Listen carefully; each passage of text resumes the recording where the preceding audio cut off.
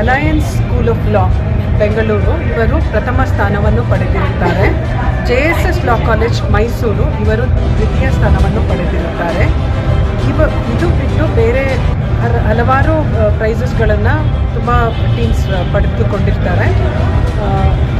Special mention ಅಂತ ಒಂದು award constitute ಮಾಡಿಬಿಟ್ಟು ಮಕ್ಕಳನ್ನ ಎನ್ಕರೇಜ್ ಮಾಡಬೇಕು ಅಂತ ಅವರಿಗೆ ಕ್ಯಾಶ್ ಅವಾರ್ಡ್ 15,000 ಅಂತ ಈ ಸಲ ಇಂಟ್ರಡ್ಯೂಸ್ ಮಾಡಿ ಫೈನಲ್ ರೌಂಡಲ್ಲಿ ಯಾರು ತುಂಬ ಚೆನ್ನಾಗಿ ಮಾಡಿದ್ದಾರೆ ಅವರಿಗೆ ಎರಡೂ ಟೀಮ್ಗೂ 15,000 ಕ್ಯಾಶ್ ಅವಾರ್ಡನ್ನು ಕೊಟ್ಟಿರ್ತಾರೆ.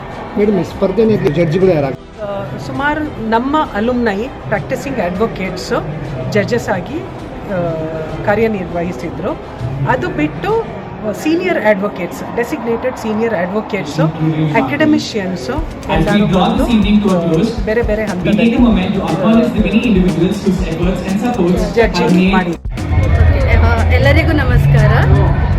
ಇಂದು ಕಳೆದ 3 ದಿನದಿಂದ ಏಪ್ರಿಲ್ 17, 18, 19, 2026 ಈ ಒಂದು ಸಂದರ್ಭದಲ್ಲಿ ನಮ್ಮ BMS ಕಾನೂನು ಮಹಾವಿದ್ಯಾಲಯದ ವತಿಯಿಂದ ಪ್ರತಿ ವರ್ಷದಂತೆ ಈ ವರ್ಷವೂ ಕೂಡ 11ನೇ ಆವೃತ್ತಿಯ ಅಣಕು ನ್ಯಾಯಾಲಯದ ಸ್ಪರ್ಧೆಯನ್ನು ಆಯೋಜಿಸಲಾಗಿದ್ದು, ಈ ಒಂದು ಕಾರ್ಯಕ್ರಮದಲ್ಲಿ ದೇಶಾದ್ಯಂತ ಅನೇಕ ಭಾಗಗಳಿಂದ ಒಟ್ಟು 24 ತಂಡಗಳು ಭಾಗವಹಿಸಿದ್ದು, ಇವರು ಬೇರೆ ಬೇರೆ ನಾರ್ತಿಂದ ಬಂದಿದ್ದಾರೆ, ಸೌತಿಂದ ಕೂಡ ಬಂದಿದ್ದಾರೆ. ನಮ್ಮ ಕರ್ನಾಟಕದ ಟೀಮ್ಗಳು ಕೂಡ ಇದರಲ್ಲಿ ಭಾಗವಹಿಸಿದ್ರು. ಈ ಒಂದು ಕಾರ್ಯಕ್ರಮವನ್ನು 17ನೇ ತಾರೀಕು ಅಂದರೆ ಶುಕ್ರವಾರ ಸಾಯಂಕಾಲ 6 ಗಂಟೆಗೆ ಉದ್ಘಾಟನೆಯನ್ನು ನೆರವೇರಿಸಿಕೊಡಲಾಯಿತು.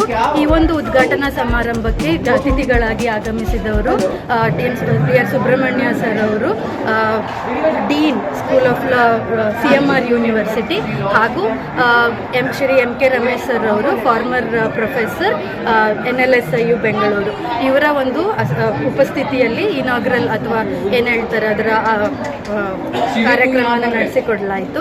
ಮತ್ತು ಅದಾದ ನಂತರ ನಿನ್ನೆ ಕೂಡ ಈ ಒಂದು ಸ್ಪರ್ಧೆಯಲ್ಲಿ ವಿವಿಧ ಹಂತಗಳಾಗಿ ನಾವು ಕಾರ್ಯಕ್ರಮವನ್ನು ಅಥವಾ ಸ್ಪರ್ಧೆಯನ್ನು ಆಯೋಜಿಸಲಾಗಿತ್ತು. ಈ ಒಂದು ಸ್ಪರ್ಧೆಯ ಮುಖ್ಯ ಉದ್ದೇಶ ಅಥವಾ ಈ ವರ್ಷದ ಒಂದು ಮುಖ್ಯ ಏನು ಆಧಾರದ ಮೇಲೆ ಈ ಒಂದು ಕಾರ್ಯಕ್ರಮವನ್ನು ನಡೆಸಿಕೊಡಲಾಯಿತು ಅಥವಾ ಸ್ಪರ್ಧೆಯನ್ನು ಆಯೋಜಿಸಲಾಗಿತ್ತು ಅಂತಂದರೆ 25ರಲ್ಲಿ ಮಸೂದೆಯನ್ನು ಒಂದು ರಾಜ್ಯಸಭೆಯಲ್ಲಿ ಪ್ರಸ್ತುತಪಡಿಸಲಾಯಿತು. ಯಾವ ವಿಷಯವ ಕುರಿತು ಅಂದರೆ 130ನೇ ಸಂವಿಧಾನ ತಿದ್ದುಪಡಿಯ ಕುರಿತಾಗಿ ಒಂದು ಮಸೂದೆಯನ್ನು ನಮ್ಮ ರೂಲಿಂಗ್ ಪಾರ್ಟಿಯವರು ಪ್ರಪೋಸ್ ಮಾಡಿದರು.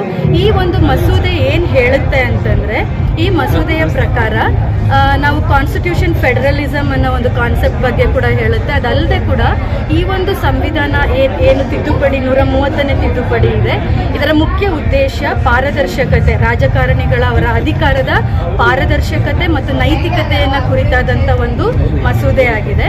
ಮುಖ್ಯವಾಗಿ ಈ ಒಂದು ಮಸೂದೆಯಲ್ಲಿ ಈಗ ಮುಖ್ಯಮಂತ್ರಿಗಳಿರ್ಬೋದು, ಪ್ರಧಾನಮಂತ್ರಿಗಳು ಅಥವಾ ಅವರ ಮಂತ್ರಿ ಮಂಡಳ ಏನಿದೆ, ಅವರು ಏನಾದರೂ ಒಂದು ವೇಳೆ ಯಾವುದಾದ್ರೂ ಅಪರಾಧಗಳನ್ನು ಮಾಡಿ ಒಂದು 30 ದಿನಗಳಿಗಿಂತ ಹೆಚ್ಚಾಗಿ ಅವರು ಅರೆಸ್ಟ್ ಆಗಿದ್ದ ಪಕ್ಷದಲ್ಲಿ ಇಮಿಡಿಯೇಟ್ ಆಗಿ ಅವರನ್ನು ಪದಚ್ಯುತಿ ಮಾಡಬೇಕು ಅನ್ನೋ ಒಂದು ಅಂಶ ಈ ಒಂದು ತಿದ್ದುಪಡಿಯಲ್ಲಿ ಪ್ರಸ್ತಾಪಿಸಲಾಗಿದೆ.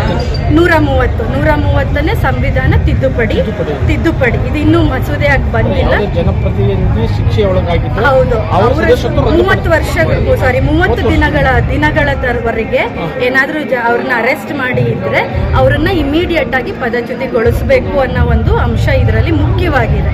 ಅದು ಕೂಡ ಮತ್ತು ಆ ಒಂದು ಸಂದರ್ಭದಲ್ಲಿ ಏನು ನಾವು ಎಮರ್ಜೆನ್ಸಿ 10,000 ಆ ರೀತಿ ರಿಸರ್ಚರ್ ಟೆಸ್ಟ್, ಈ ರೀತಿ ಬೇರೆ ಬೇರೆ ಕ್ಯಾಟಗರಿ ಎಲ್ಲ ಕ್ಯಾಶ್ ಅವಾರ್ಡ್ಗಳನ್ನು ಕೊಟ್ಟು ಪ್ರೋತ್ಸಾಹ ಮಾಡಿದ್ದೀವಿ.